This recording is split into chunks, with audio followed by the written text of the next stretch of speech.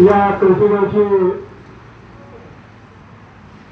दैवत कौतुकाचं म्हणणार नाही ते वाई तालुक्याचं आणि सातारा जिल्ह्याचं दैवत असलेले आदरणीय किशोरजी आबा यांच्या स्मारकात बसून आपण आजची सभा करतोय. आमच्या भूमिपुत्र संघटनेचे मेंटर मार्गदर्शक असलेले किशोरजी आबा, आदरणीय शिवाजी महाराज, आपल्या सर्वांचं दैवत शिवाजी महाराज, महात्मा ज्योतिबा फुले, सावित्रीबाई सावित्रीबाई फुले, बाबासाहेब आंबेडकर यांच्या या सर्वांना मी स्मरण करतो. आजच्या या सभेसाठी मुद्दामून उपस्थित असलेले आपल्या भूमिपुत्र संघटनेचे मार्गदर्शक, पाचोळ्याच्या नवलाई सहकारी पतसंस्थेचे संस्थापक आमचे गुरु आदरणीय सुधाकरांना गायकवाड, आमचे दुसरे मार्गदर्शक यशवंत शिंदेसाहेब दत्तगावचे, आपण उपस्थित असलेले सर्व माझे मित्र मान्यवर डोकेगाव, पांडे, खानापूर, सुरूर आणि आजूबाजूच्या पंचक्रोशीतून उपस्थित असलेले सर्व मान्यवर बंधू आणि भगिनी, आपण जास्त वेळ घेणार नाही, जेवायची वेळ झालेली आहे. प्रमुख मुद्द्यांना स्पर्श करून आपल्याला ही सभा संपवायची. बात कमी करा, बात एकदम जोरात बात आहे.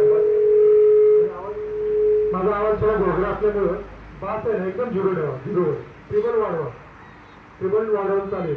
तर माझा आवाज घोगरा असल्यामुळे बात असते की तुम्हाला आवाज माझं काय कळणार नाही. एकदम झिरो बास आणि ट्रिबल फुल ठेवा. धन्यवाद. आणि त्यात आपले भाड ऐकायचं नाही, ह्या लोकांना ऐकायचं, परत बात वाढतो, बात झिरो ठेवा.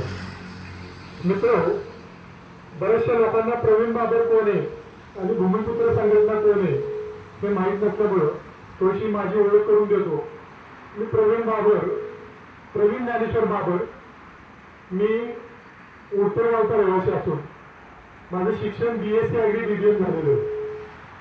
मी उत्तरगावचा 5 वर्ष सरपंच राहिलेलो आहे आणि किसनवीर सहकारी साखर कारखान्याचा निवडून आलेला संचालक म्हणून 5 वर्ष मी 2003 ते 2008 पहिल्या बाजूमध्ये मी काम केलेला कार्यकर्ता आहे.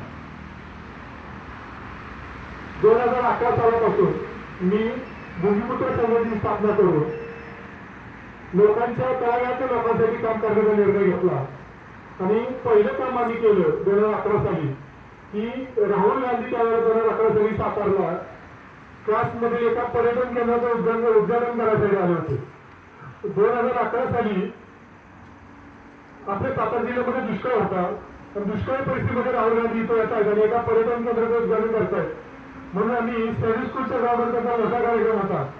त्यावेळेला राहुल गांधीचं सरकार सत्तेत होतं आणि मनमोहन सिंग सत्तेत असताना राहुल गांधी इथं आले होते. त्यांना Z++ सुविधा सुरक्षा होती.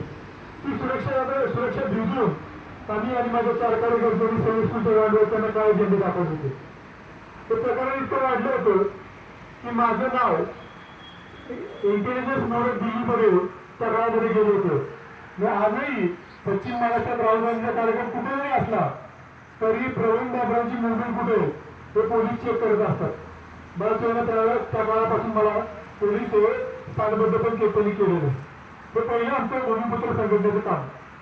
दुसरं काम तुम्हाला माहीत असावं की गेल्या 2 महिन्यापूर्वी सातारा जिल्हा मध्यवर्ती बँकेमध्ये गेले 5-25 वर्ष 50 वर्ष जी नोकर भरती केली जाते, त्या नोकर भरती तुम्हाला कशी केली जाते सगळ्यांनाच माहिती आहे. ती संचालकांचा कोटा ठरवून दिला जातो. हे संचालक यांचे 5, हे संचालक ताकदवार यांचे 7, हे संचालक त्यांचे 9, हे व्हाईस चेअरमन त्यांचे 11 आणि चेअरमनचे 20. अशा ह्या जागा वर्षानुवर्ष भरल्या जातात. त्या जागा कुणाच्या भरल्या जातात? ते गावातले टगे कोण आहेत, त्या टग्यांची पोरं लावायची, त्यांच्या सुना लावायच्या, त्यांच्या मुली लावायच्या आणि अशा प्रकारची भरती कित्येक वर्ष झाली केली जाते हे तुम्हाला माहिती आहे. परंतु भूमिपुत्र संघटनेने विचार केला की हे काय नेमकं असं होते, हे काय केलं जाते. त्या सगळ्या गोष्टीचा आम्ही 3 वर्ष अभ्यास केला.